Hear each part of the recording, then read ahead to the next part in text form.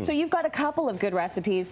One is a chicken dish, one is a pizza. Pizza. It's a gluten-free cauliflower crusted pizza. I love pizza in any shape or form. Love it. I'm with you 1000% because you can basically put anything on there, and for some reason when you melt cheese on top, it just tastes wonderful. It does. Right? Cheese always does it. It always tastes fantastic. It's the secret ingredient that counts. We know that the gluten-free thing is fairly big out there. And, you know, we're trying to come up with different options, and I've heard a lot of buzz about the cauliflower crust. Yeah, me and too. to be honest with you, I hadn't really tried it out, so we started doing some samples and some different things. And this one actually is a home run. So you like it? I like it. Tastes really good. Okay, good. Now, you can't really compare it to like a pizza crust because it's not crispy like that. Yeah. But there are some things we can do to get there, but the flavor is 100% a slam dunk. It's super thin. I mean, if you look at this pizza that we have here, the crust is super thin, which a lot of the pizzas you're getting at restaurants now are like that anyways. Yeah, I love where a you thin can crust. get some thin crust pizzas. You know where you can get those? Yeah, I know where we can get some of those. So we're going to start with some like cauliflower. I mean, the cauliflower isn't quite in season, but we're just around the corner to get some Ontario stuff. And you know, you can pick this up almost anywhere, and the price is really cutting down, which is nice. Yeah. And the magical thing, I wanted to show this. You might have to do it in like a few stages. You don't want to overload your whirlywhind. But check this out. You ready? Is that what you call it, a whirlywhind? It's a whirlywhind. I Sounds like that. cooler than It's like. Cute. I know. Are you the father of a young child? You can tell. You gotta talk with them. You gotta use their language once in a while. So we just give it a few pulses, and check this out. Quite magically and quite simply, that one piece is jumping around in there. I know, We're gonna get it.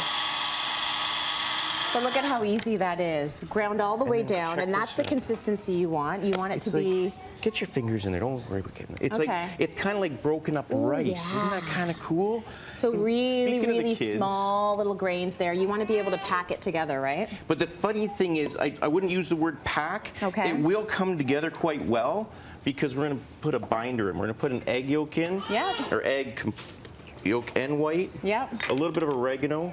And when the pack word, it's not bad. It's kind of like snow that is going to pack but not quite there. The snowball that kind of falls apart. So it's the bad snow.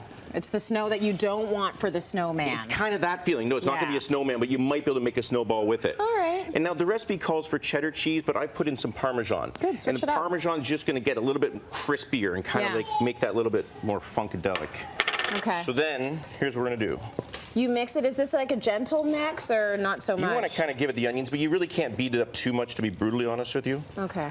And it's going to all just come together. Now, are you doing a lot of cheese in this? Because I have a... No, the reason why I ask is because I have a friend that made the cauliflower crust, and she was like, it's a ton of cheese. I have no problem with that. Yes. But it is. It's a lot of cheese, right? Listen, cheese on the inside, cheese on the outside. It's a wonderful world to be, right? It's not so bad at all.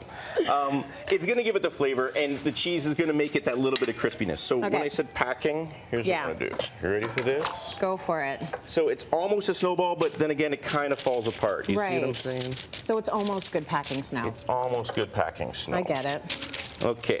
Now, do you have to be gentle with the way that you're packing it down? Are you worried about air in there? Are you worried about it being too dense? Like, are you worried about any of that stuff? This is kind of the fun part because you can really just give it the onions. You get your kids in there and just kind of squash it down as much as you possibly can. Right. And then we're going to dry it out in the oven. I can tell you've made a pizza before. I've made a few. This is a little bit different from using the regular dough, but this is kind of what you're looking for right there. Yeah. Bang this in the oven at 400 degrees for 20 minutes. And then, you ready? And don't expect it to be a perfect little circle, because that's not the point. No, it's okay if it's not. You can be a little bit dodgy, but hey, that's kind of a perfect little circle coming out of here. Well, excuse me, Mr. I Own Pie Restaurant. Isn't that nice?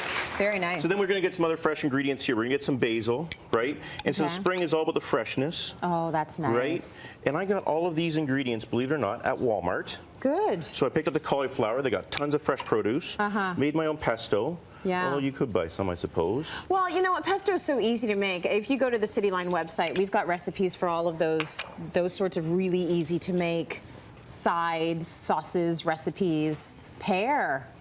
This is a classic marriage. I like where you're going with this. You like where I'm going with this because the cauliflower, classic marriage between the pesto, the pear, and then really expensive more cheese. Blue cheese, right? But blue cheese. So this is going to give it major flavor. So here's where we're kind of going. We got some Parmesan in there, and that's going to hold it together. But then the blue cheese is just going to kick it up and kind of make it very nice. all melt together.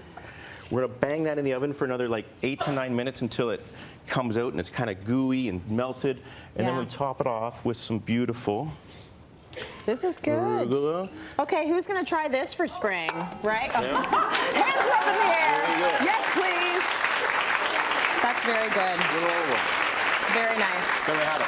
I love it. How much time do we have? Are we doing chicken? You want to just talk to the chicken? You know what? This is another recipe that we put together. It's super dead easy for spring. I use chicken thighs because it's the most wonderful thing in the world.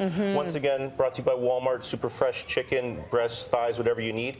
And then I just did some potatoes really, really quickly. Roast them in the oven for I think 25 minutes. Yeah. Cherry tomatoes, and instead of basil or spinach, I finished it off with mint just to give it that. Hello. I love that. But I just like the simplicity of it because you come home, and I don't know if your house is like my house. It is. At It's like crazy. 5 o'clock, you get home, and the kids is everywhere, and wife's running around, and everyone's crazy.